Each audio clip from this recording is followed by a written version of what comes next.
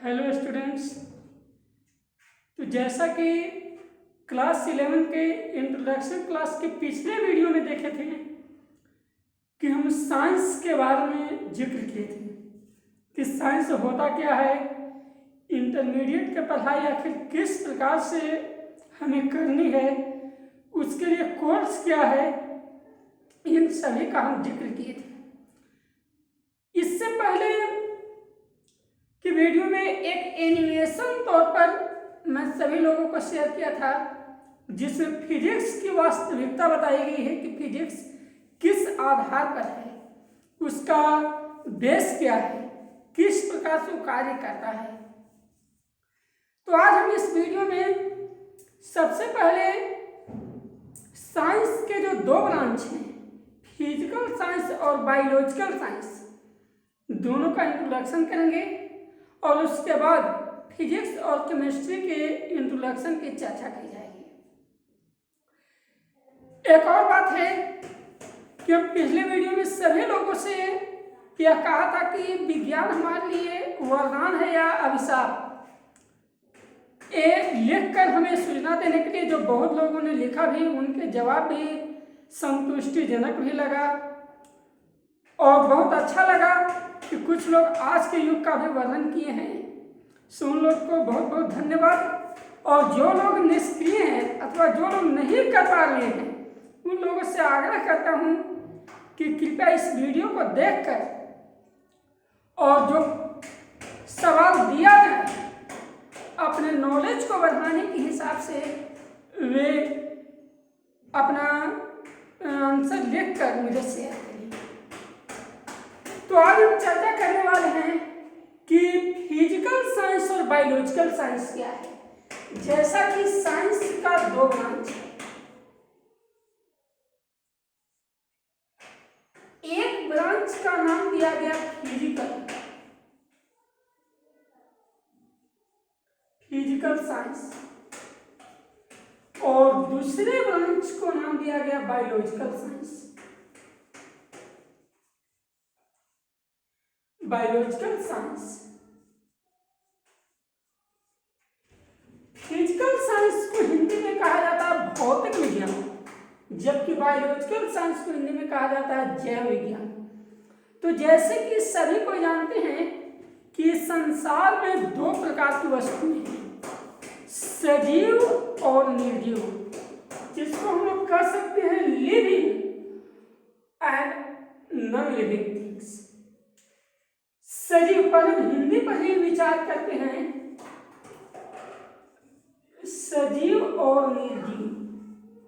अगर दोनों को संरक्षित किया जाए तो स प्लस जीव, मतलब कि जिन वस्तुओं में जीव साथ हो, कहने का मतलब है जीव यहाँ पर प्राण को कहा गया है। जिन वस्तुओं में प्राण होती है उनको सजीव कहा गया है। और निर मतलब नहीं और जीव मतलब जीव, मतलब कि जिन वस्तुओं में किसी प्रकार का कोई प्राण नहीं है उसे निर्जीव कहा गया। तो निर्जीव वस्तुओं का अध्ययन जिस साइंस के अंतर्गत किया जाता है इसी को कहा गया फिजिकल साइंस। और सजीव वस्तुओं का अध्ययन जिसके अनुसार किया जाता है उसे बायोलॉजिकल साइंस कहा गया। फिजिकल का भी दो ब्रांच बनाया गया, एक का नाम दिया गया फिजिक्स और सेकंड का नाम दिया गया केमिस्ट्री। उसी प्रकार बायोलॉजिकल साइंस को भी दो प्रकार से बांटा गया है। एक पार्ट को कहा गया है बॉटनी और सेकंड पार्ट को कहा गया जूलॉजी। तो यहां तक का सब्जेक्ट है क्या चीज, ये सब चीज का वर्णन करेंगे। जैसे कि फिजिकल साइंस निर्जीव के लिए है, निर्जीव वस्तुओं के दो प्रकार का प्रॉपर्टीज किया गया, इंटरनल प्रॉपर्टीज और एक्सटर्नल प्रॉपर्टीज। इंटरनल प्रॉपर्टीज वे होते हैं किसी भी वस्तु के लिए जिन्हें हम अनुभव कर सकते हैं, जिन्हें हम सामान्य रूप से अपने ज्ञान इंद्रियों के द्वारा देख नहीं सकते हैं, बल्कि उसका अनुभव किया जा सकता है। जब प्रयोग में आए तब उसे कहा गया इंटरनल प्रॉपर्टीज। जैसे कि किसी पदार्थ की जल में घुलनशीलता, कोई पदार्थ जल में घुलनशील है या नहीं इसे हम देख कर नहीं बता सकते हैं, इसलिए घुलनशीलता एक प्रकार का जो है इंटरनल प्रॉपर्टीज है।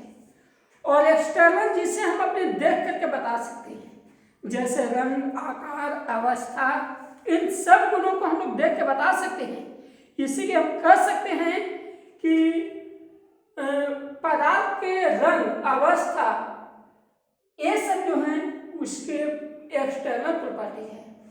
तो एक्सटर्नल प्रॉपर्टीज का अध्ययन जिस साइंस से किया गया उसको नाम दिया गया फिजिक्स, और जिसके अनुसार इंटरनल प्रॉपर्टीज का अनुभव किया गया या अध्ययन किया गया उसे नाम दिया गया केमिस्ट्री।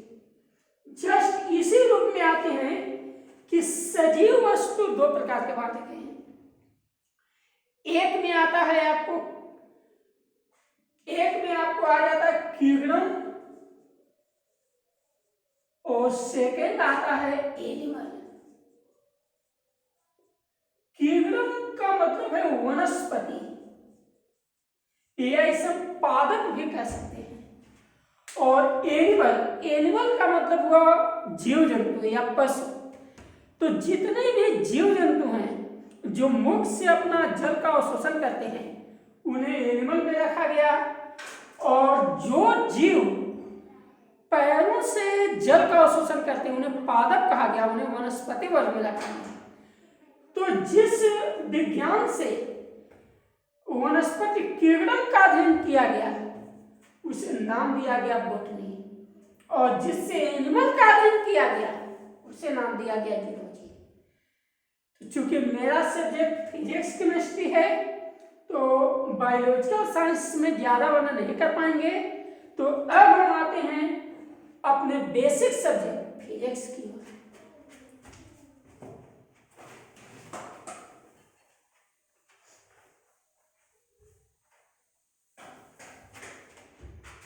सबसे पहले आज शुरू करेंगे फिजिक्स के बारे में,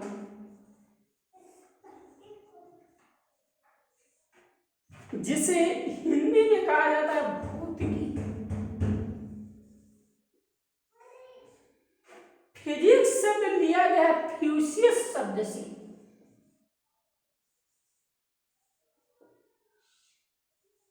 फ्यूसियस वर्ड से लिया गया है, जो कि ग्रीक वर्ड है। इसका अर्थ होता है भौतिक। भौतिक का मतलब हुआ हमारे चारों ओर का एनवायरमेंट, वातावरण, इसे ही भौतिक कहा गया। जैसे जहाँ पेड़ पौधे ज्यादा हो, वन प्रजातियों का ज्यादा विकास हो, तो कहा जाता है कि वहाँ हमारा भौतिक वातावरण शुद्ध है। जहाँ इन सभी का अभाव हो उन्हें भौतिक वातावरण अशुद्ध कहा गया है। तो साइंस में अगर हमारी सभ्यता का विकास हुआ है तो उसका सर्वप्रथम श्रेय जाता है तो फिजिक्स का, भौतिक आ जाता है। साइंस का आधार, उसका मेन स्वरूप यह फिजिक्स पर ही आधारित है। जैसे कि कह सकते हैं कि हमारी सभ्यता प्राचीन समय से अब तक दो चीजों पर आधारित है, ज्ञान और विज्ञान। ज्ञान और विज्ञान मतलब कि नॉलेज एंड साइंस। ज्ञान और विज्ञान आखिर है क्या चीज, तो थोड़ा सा इस पर हम चर्चा कर लें कि ज्ञान और विज्ञान एक क्या है। जैसे सभी जगह आप सुने होंगे ज्ञान से विज्ञान आया है, विज्ञान से ज्ञान नहीं आया है। तो ज्ञान आखिर है क्या चीज, तो सत्य को प्रमाणित करना, किसी भी सत्य को प्रमाणित कर देना, ये जो है सो विज्ञान है। और सत्य की अनुभूति प्राप्त कर लेना, यही ज्ञान है। तो इसका मतलब हम फिर से डीलिंग कर देते हैं। एक उदाहरण लेते हैं, ट्यूबलाइट।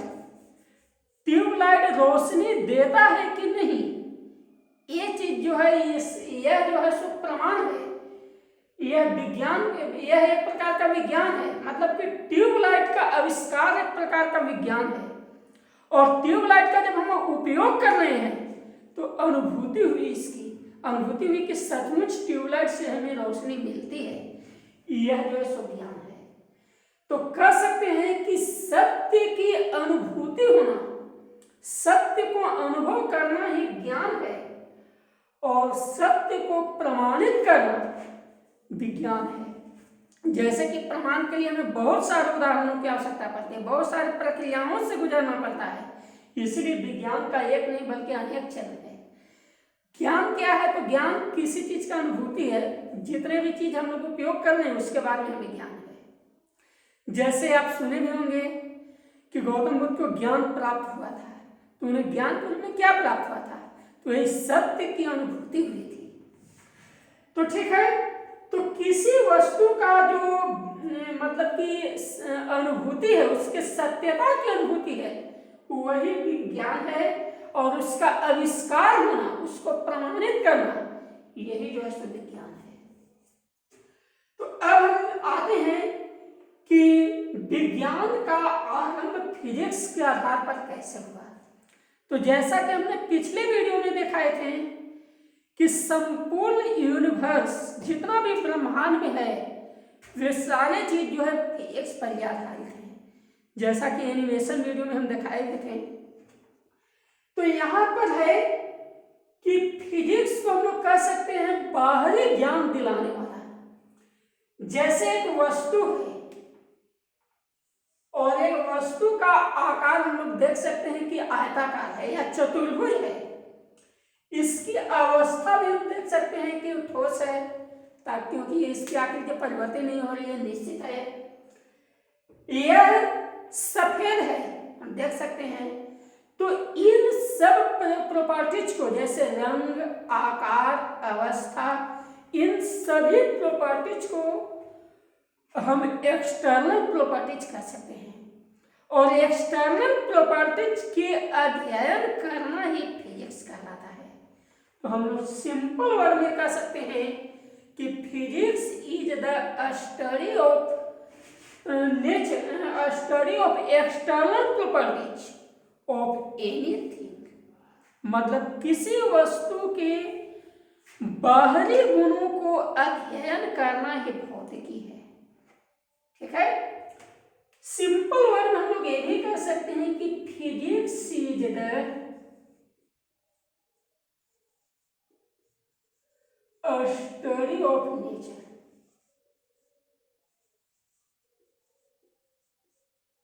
मतलब इसका हुआ कि किसी वस्तु के स्वभाव का अध्ययन, स्वभाव जो कि बाहरी चीज ही है, तो किसी वस्तु के स्वभाव को अध्ययन करना यही भौतिक कहलाता है। तो भौतिक को हम लोग कह सकते हैं कि यह स्वभाव को बताने वाला है। ठीक है, तो प्राचीन समय से अभी तक हम लोग देखे हैं कि जैसे चाक का आविष्कार है, ग्रेविटेशनल फोर्स का जो डिस्कवर हुआ, खोज हुआ, फिर अग्नि का आविष्कार है, ये सारे चीज जो है फिजिक्स पर आधारित है। इसलिए हम लोग कह सकते हैं कि साइंस का जो बुनियादी अवस्था है वह फिजिक्स है। जितने भी क्षेत्र में हम लोग जो बिजली विभाग देखे हैं, जल से बिजली जो उत्पन्न किए जाते हैं, जितना भी हम लोग वाहन का, मशीन का उपयोग करते जा रहे हैं, ये सारे चीज फिजिक्स पर आधारित है। तो कह सकते हैं कि साइंस का मुख्य रीढ़ जो है वह फिजिक्स है। अब फिजिक्स को समझने के लिए सबसे पहले मैथ की आवश्यकता होती है, क्योंकि फिजिक्स के पितामह सर आइजैक न्यूटन, वे फिजिक्स का गहन अध्ययन करने के लिए मैथ की आवश्यकता की है, और मैथ के आधार पर ही कई टॉपिक को, कई फिजिक्स के पदों को वे जो है सो क्लियर भी किए हैं। तो इसलिए हम लोग कह सकते हैं कि फिजिक्स को यदि गाड़ी मान लिया जाए तो मैथ इसके पहियों के समान है। मतलब कि फिजिक्स वह गाड़ी है जो मैथ के पहियों पर चलती है। ठीक है, इस पर हम कह सकते हैं कि फिजिक्स वह गाड़ी है जो मैथ के पहियों, ये समझने के लिए केवल है, कि इस आधार पर हम लोग समझ सकते हैं कि फिजिक्स के लिए मैथ कितना आवश्यक है। अब क्लास 11 में जानने के लिए कि क्लास 11 में हमें फिजिक्स के अंतर्गत क्या क्या जानना है, कौन कौन से ब्रांच हैं, तो फिजिक्स के बहुत सारे ब्रांच हैं, जैसे मैग्नेटिज्म, इलेक्ट्रिसिटी, इलेक्ट्रोमैग्नेटिज्म, ऑप्टिक्स, बहुत सारे ब्रांच हैं। लेकिन इन सभी ब्रांचों में कुछ विशेष ब्रांच हमें अध्ययन करना है, जो ब्रांच का नाम हम लिखेंगे भी कि 11 में कौन कौन से फिजिक्स के ब्रांच अध्ययन करने हैं, और उन्हीं के अनुसार हम अपना अगला वीडियो भी अपलोड करेंगे, या क्लास आरंभ होने पर उसी सिलेबस के अनुसार हम अपना वीडियो अपलोड करेंगे अथवा क्लास से स्टार्ट करेंगे। तो सबसे पहले यहाँ पर जानना है कि फिजिक्स में हमें क्या क्या पढ़ना है फॉर क्लास 11।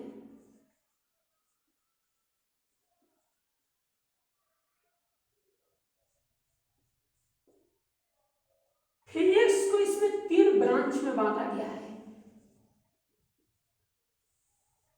सबसे फर्स्ट में है मैकेनिज्म,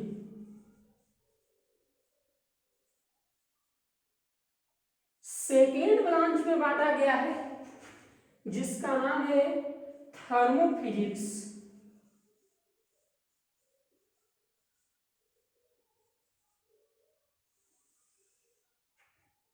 थर्ड ब्रांच जो है उसका नाम है वेव फिजिक्स।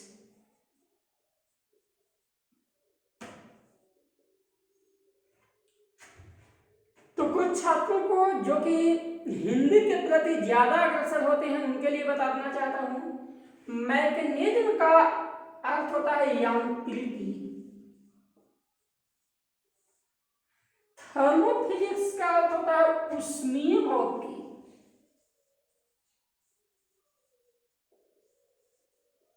और वेव फिजिक्स का अर्थ होता है तरंग भौतिकी।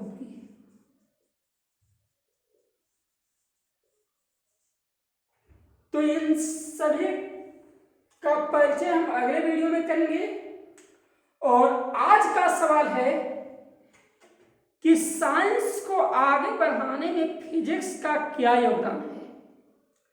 एक बार फिर से हम बताना चाहते हैं कि साइंस को आगे बढ़ाने के लिए, साइंस में विभिन्न आविष्कारों को जन्म देने के लिए फिजिक्स की क्या भूमिका है।